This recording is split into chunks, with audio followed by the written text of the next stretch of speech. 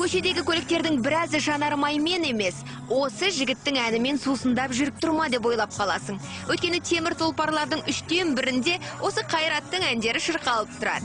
В такси играет Кайрат Нуртас. Русский парень-водитель сидит, подпевает.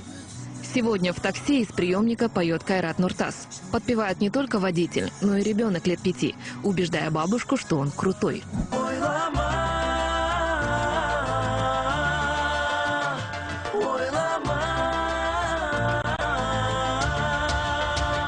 Қайраттың өнеріне кімге қандай зиян бар? Біріншіден, сөз сүйкімді бала, қазақтың баласы.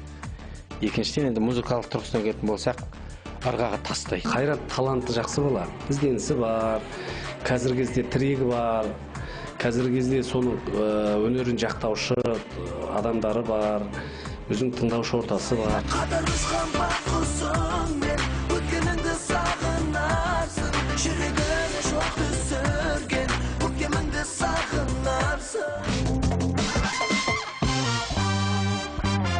Бағдарламадан әрі қарай көретіндеріңіз. Бұл миллиондардың жүрегінің қылын қозғатты. Біздің түрік ағайындар сияқты болуымыз керек. Өте еріншек болады. Оның көбісі жаңа өтірік билеттер. Барамадым қасына, барамадым.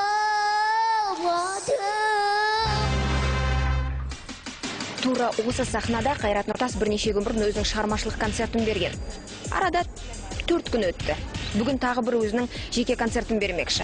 Тіпті еңбек сіңірген әртістер де бұндай жиілікпен өзінің жеке концерттерін беруге мүмкіндіктері жоқ. Қайрат Нұртастың сыры неде?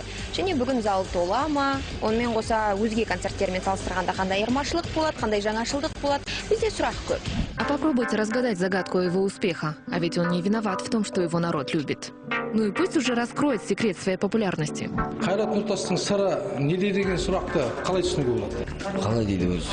Әрекетке берекет дейді ғой қазақта.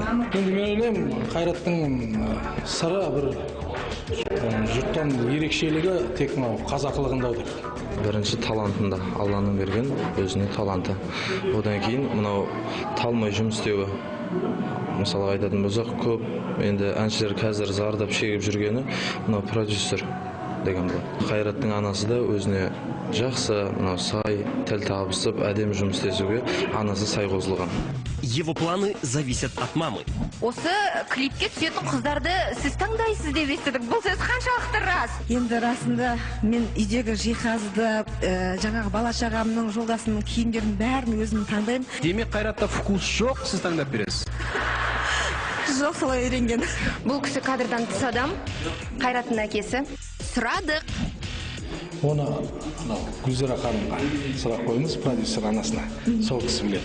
Керек десеңіз, сойылатын, қонаққа сойылатын қойға дейін өзім таңдаймын. Анасы Гүлзира осы кішкентай кезінен Қайратты жұлдыз қылам деген, ол мен ойлаймын, ол маған жаңа қазір мені естісе, ешқандай қарсылық білдірмейді, бұның сөзі өтірік деп айта алмайды. Қайраттың бүгінгі жеткен жетістігі ең бірінші анасының еңбегі деп айта аламын. Сіздің роліңіз қандай деген сұрақ?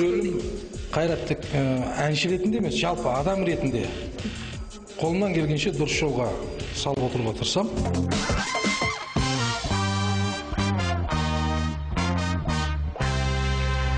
Мен есімде бар, сол 8 жасынан бастап кезінде маған келген, мамасымен, әкесінде жақсы танимын.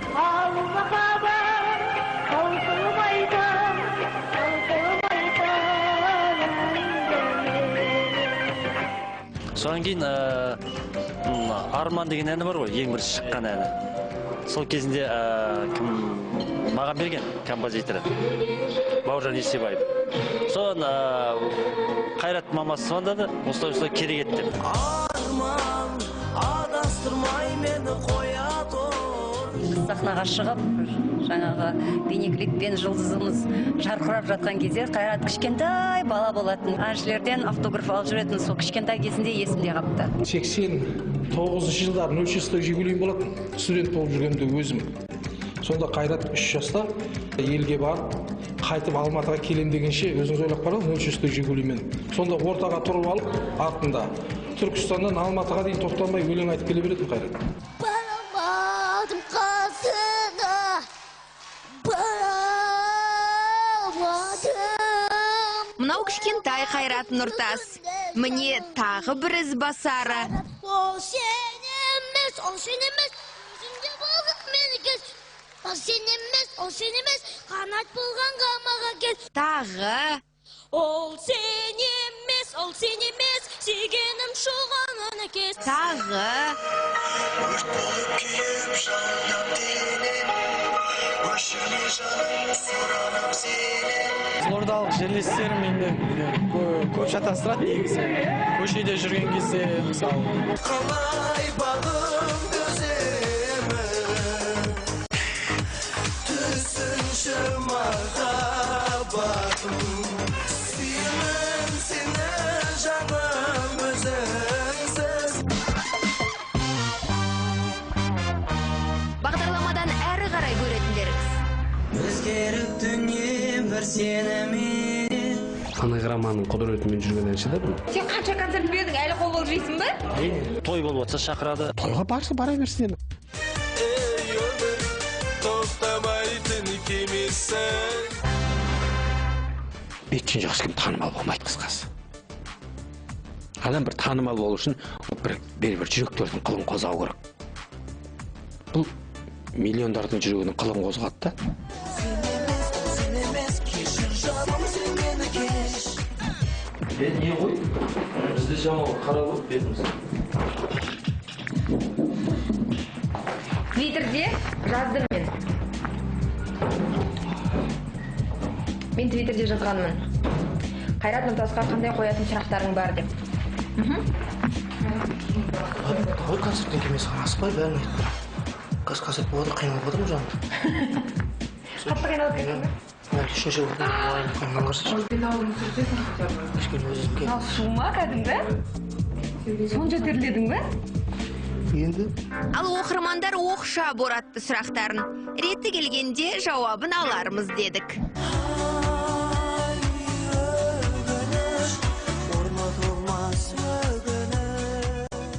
Көптен бір ойда жүрген сұрақ. Қайрат үйде кімнен қорқады?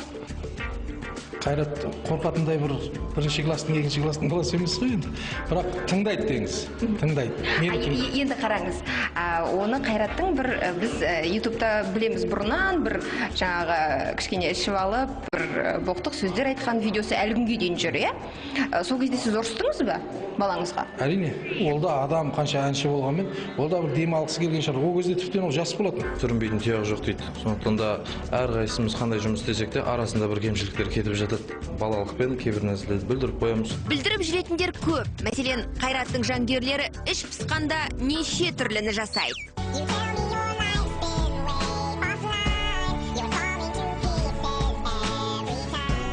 Осы фильмге пародия.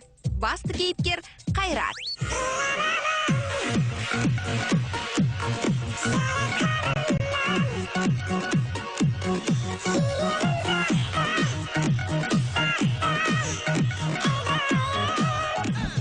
Әзілдің көкесі. Қазіргі заманауи көптеген адамдар диета ұстануды немесе әртүрлі сәнді емдәм үлгілерін ұстануды әдетке айналдырған, немесе әуестенеді деп айтуға болады. Енді бірі ұялғаннан артық салмақтан арылады. Елдің алдында жүрген екен, шынымен де енді екі жігіттің қасында мен енді жасым жас қой, сондықтан екеуінің қасында дөңкиіп тұрған маған да ыңғайсыз да.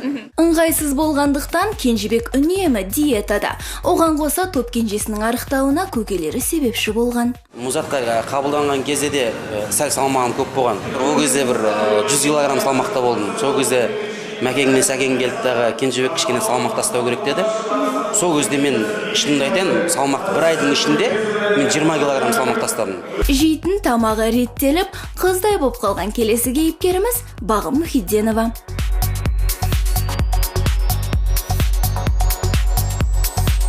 Кезінде тек кадр сыртында болған вокалист бүгінде дене бітімін ретке келтіріп, ел алдына шықты. Қырыққа толған толмағаны тұтасы елге қызық болып тұрған қыздай әпкесі бар Бағым азбағанда кім азсын? сыртқы жаңағы сымбаттылыққа көп назар аударылып жатыр ғой. Барлық ол жұлдыздарда әуестенеді. Кез келген адам мысалы сымбатты, сұлу болғысы келеді. Әрине, сұлу болғысы келеді кез келген адам. Алайда сымбаттылықты аштықпен шатастыруға болмайды дейді білетіндер. Диета дегенде де құр диета ұстап тамақ жемей қойға болмайды. Тек тамақтан бас тартып, мен осыдан кейін сұлу боламын деудің өзі ол қате түсінік. Бәрінен аз-аздан жеу керек. Бірақ қимыл көп болу керек. Сонда теріде салбырамайды. Үйде жаңағы гантелім бар, штангаларым бар. Алып қойған, мен үйде занимация етемін. Көп адамдар маған айтады, неге сіз сондай арықсыз, неге өзгермейсіз дейді. Сіз білсеңіздер ғой, мен 3 сағат бойы қазіргі уақытта тренермен жұмыс жасаймын. Кәдімгідей қиналып, кәдімгідей қара тер шыққанға дейін. Әншінің сіңлілері де өнерден құр алақан емес.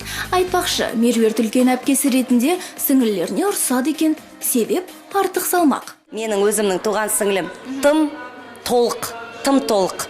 Мен оған ұрсамын. Оның тек отыратыны сол деп отырады. Түсіпбаева ханымның ұрсатын жөні бар.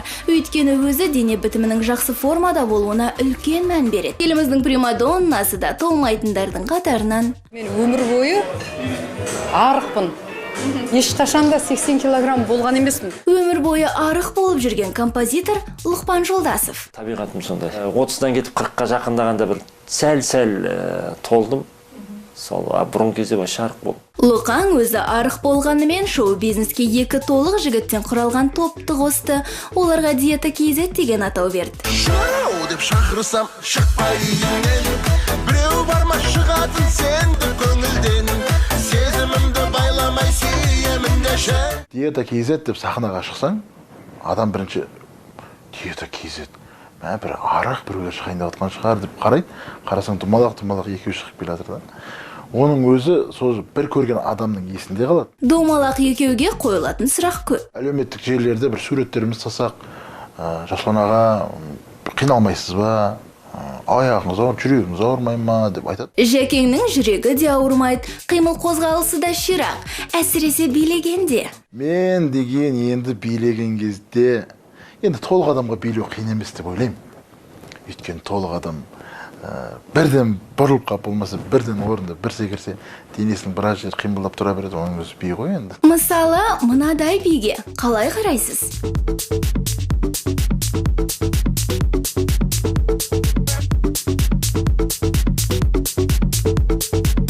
Көп адам бұлар не істеп жүр сахнада, азбай ма, үйтпей ма, бүйтпей ма.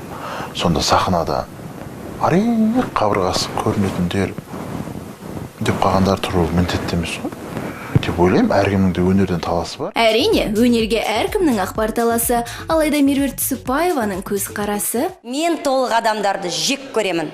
Өзім жек көремін. Мен оларды сыйламаймын, толық адамдарды. Өйткені мен ойлаймын, толық адамдар ол жалқау адамдар.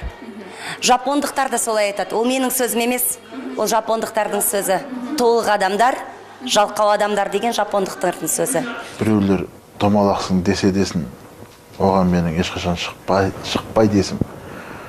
Алланың берген ғой, айтпесе мен ешкімнің жеп жүргем жоқ несібесі. Диета ол ашығу емес, ол дұрыс тамақтану, ол салауатты өмір салты. Сондықтан арық болсаңыз да, толық болсаңыз да, бастысы деніңіз сау болсын, қымбатты көрермен.